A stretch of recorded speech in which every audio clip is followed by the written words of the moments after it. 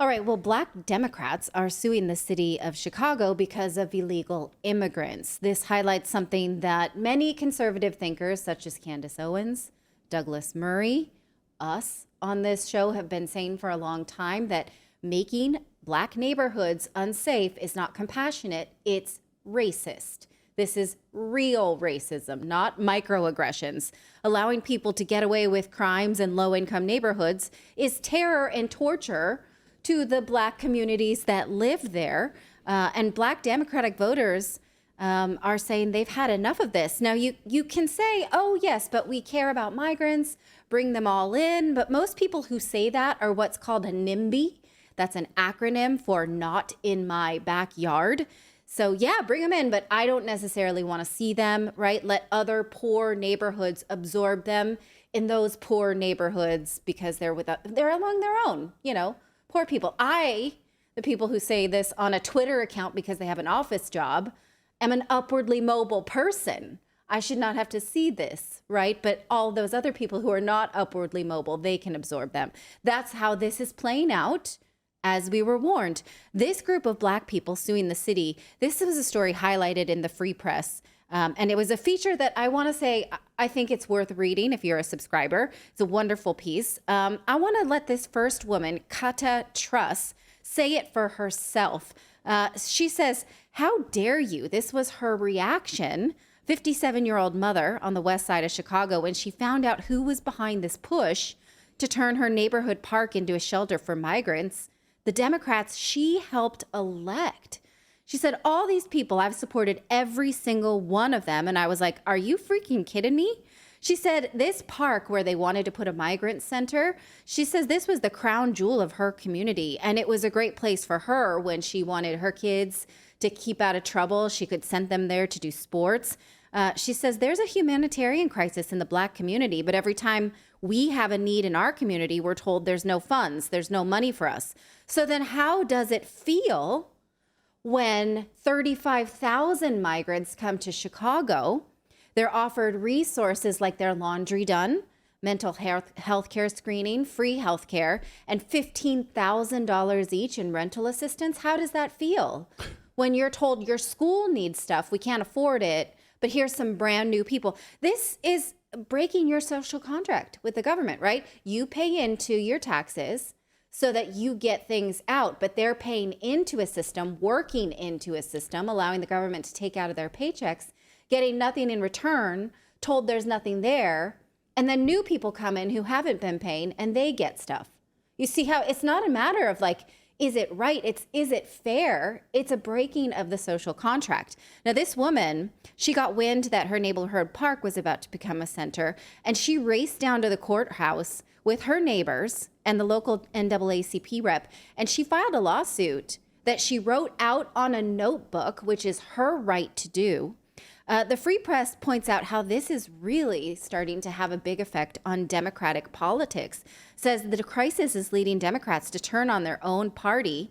I spoke with 18 of them in Chicago, including a restorative justice advocate and a former Obama intern. Some of them even said, if we skip down, that they're thinking of voting for Donald Trump.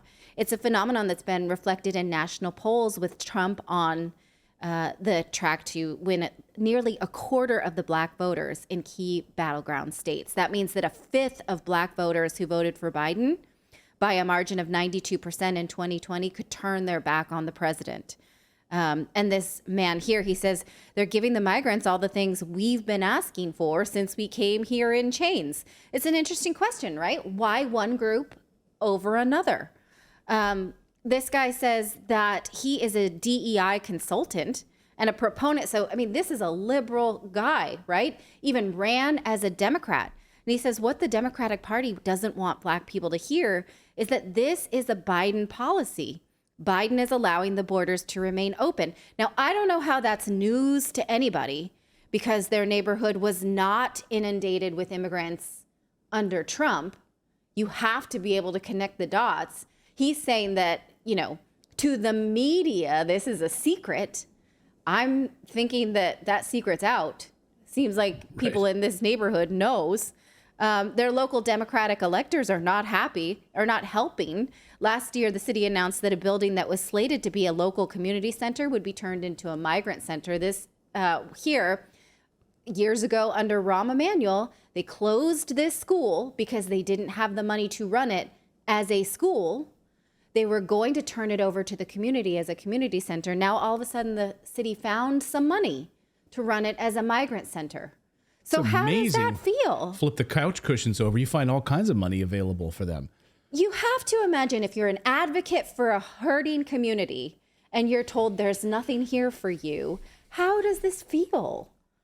Well, and it's also a bit of a smack in the face to the homeless crisis, because it's like you could have had all this money to help homeless people and you're going to put migrants in there instead. And these homeless people are still on the streets. Yes. Yeah, right. But no, those are Americans.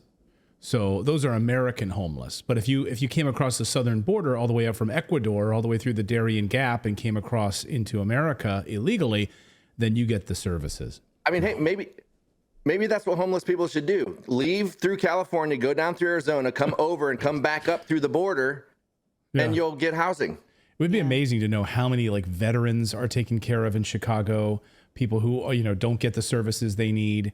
Homeless people, homeless veterans in Chicago that aren't getting the services they need, the policing that's been underfunded, the school system that's been underfunded. Yeah. I mean, I saw, Kamala Harris is out there pushing these, we're pushing $1 billion to redo all like school systems with their electric buses. Right. So kids can have electric school buses. Like, that's a priority. Yeah. Let's fund that and illegal immigrants, but not actually help the schools. Well, this one man says, my kids walk past a school that was an elementary school and was closed because of funding. Now it's been handed over to migrants. That feels awful to walk past that school knowing that you paid your taxes, but the government mismanaged that money and couldn't keep that school open. But they found it for another group, right? This is racism. You guys, you're choosing one group over another. I don't know how else.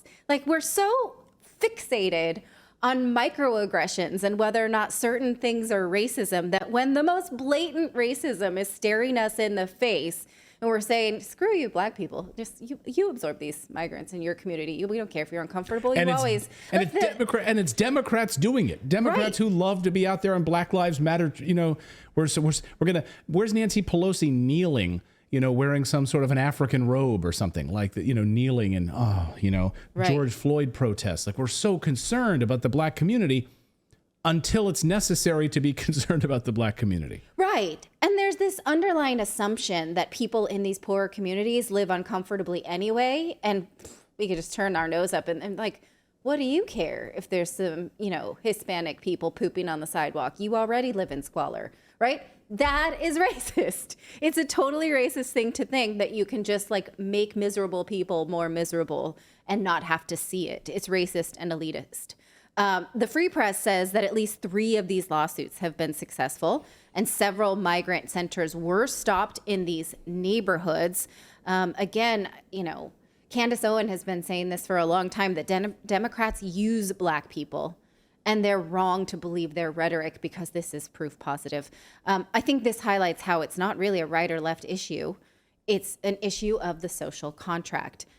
You don't pay taxes in order to bring in new people who get perks that you are then denied. And these are like the school bit is a part of the social contract. We pay into our taxes in order to get school, right? We're not talking about, what do we call these? Social funds, like extras, people who draw off the government.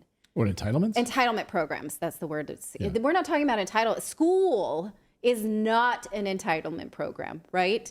That's not what this is. They go to work, they have taxes taken out of their paycheck. School is the base level thing we should be assuming that they get. And those schools are closed and turned into migrant centers. And, anyone who says that we as a country should just lovingly absorb these migrants are usually the people who don't have to lift a finger or make a change. And the migrants are getting the premium treatment. They're getting medical, they're getting their food, they're getting everything that they need is if they want genital reconstruction surgery, like anything they want or need, they're getting free of charge on the taxpayer back. Yeah. Yeah, in California.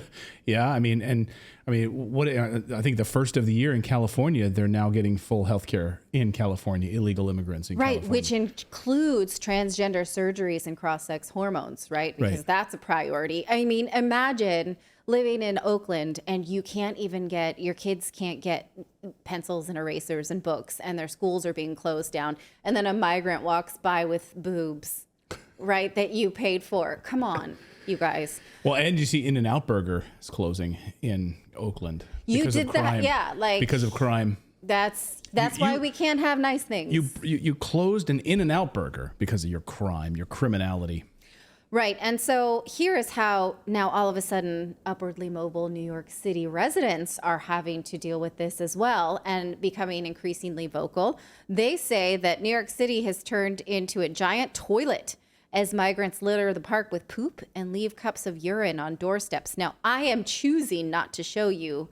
This New York Post article had some gnarly photos, and I don't know if you're eating or not, so I'm not going to show it to you. If you'd like to see overflowing porta potties and other gross stuff, seek out this New York Post headline. No, I'm more interested in the New York Post headline above that. That's actually not, which is the one, if you want to, which is these 4 smoldering zodiac signs will have the most sex in 2024. I don't know. I didn't click it. That's better than the poop on the doorsteps. I'm betting you Sagittarius is on there because it's going to be a good year. Okay. Yep. I'm one too. So I'm hoping Capricorn.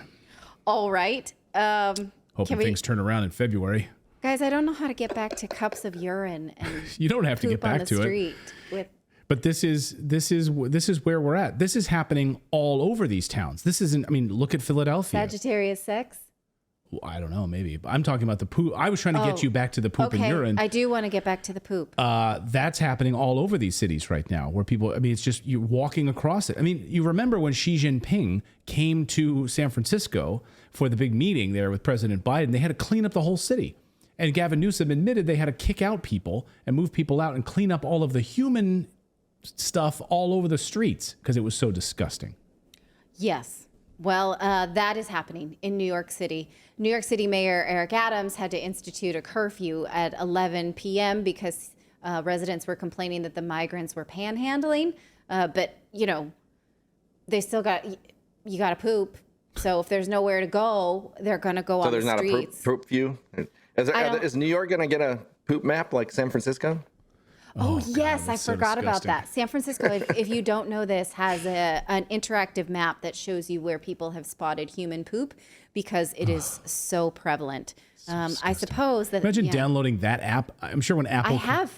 When I went home, I downloaded it. When Apple created the iPhone in San Francisco, they rolled out and announced the iPhone in downtown San Francisco. Little did they know that their iPhones would be used to track poop.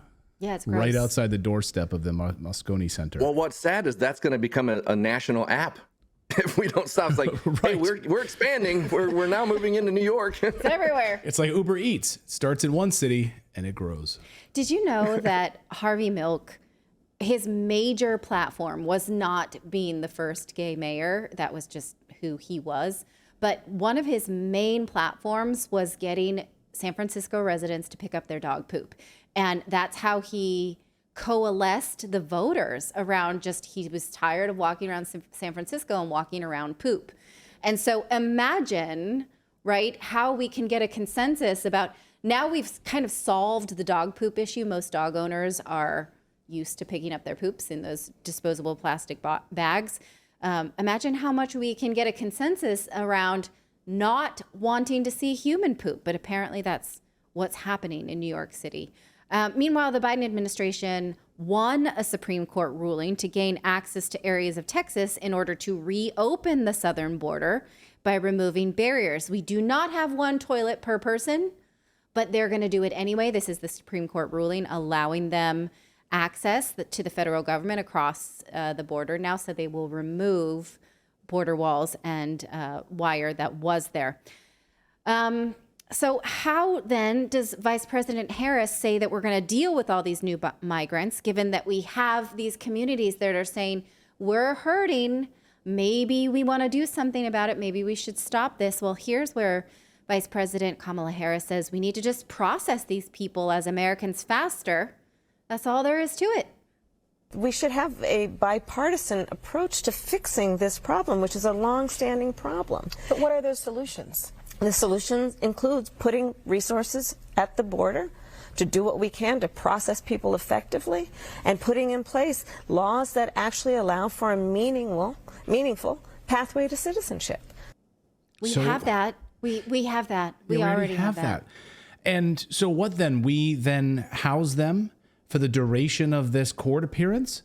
We'll just ship them off to New York where we don't even track them and follow them. And then for the next, some of these court appearances are for 2 years from now. You come in 2023, when they came in 2023, literally 2025 was on their paperwork. So for 2 years, we are footing the bill for that. That's like a bunch of like junior and high school students just go into a college and say, hey, we're just going to hang out here until we're accepted into this college. Right. For free. And we want to use a student union, and we want to use the student health center. Right. And we want a we need a dorm. Right. We need a dorm, and we want a card for food. Yeah. And maybe, by the way, I want to go get a sex change operation while I'm waiting. Yeah. You know?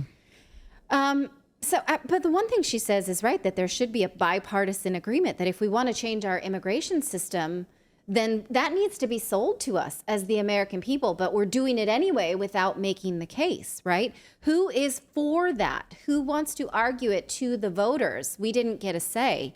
If anyone is arguing for that in the open, it's not landing. Look at this new Reid poll showing how people are blaming the Biden administration for this. The percentage of people here in blue think the U.S. will be better off or slightly better off if Biden wins. These are blue voters. Now look at the percentage of voters who think the country will be better off under Trump. If Trump wins, it's every demographic, male and female. So I'm not saying this is the only reason people are voting this way or leaning this way, but I'm saying it's a big one. I think it is. I think it's indicative, again, of the inherent racism in the Democratic Party.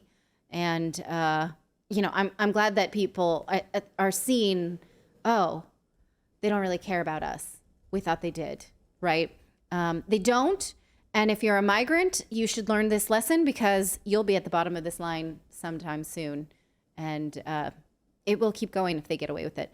I really hope you enjoyed watching this video. You know, YouTube thinks that you'll actually like this next video right here. It's personalized based on your own viewing habits. So if you watch the video, please leave a comment. Let us know what you think about it. And we will see you next time, everyone.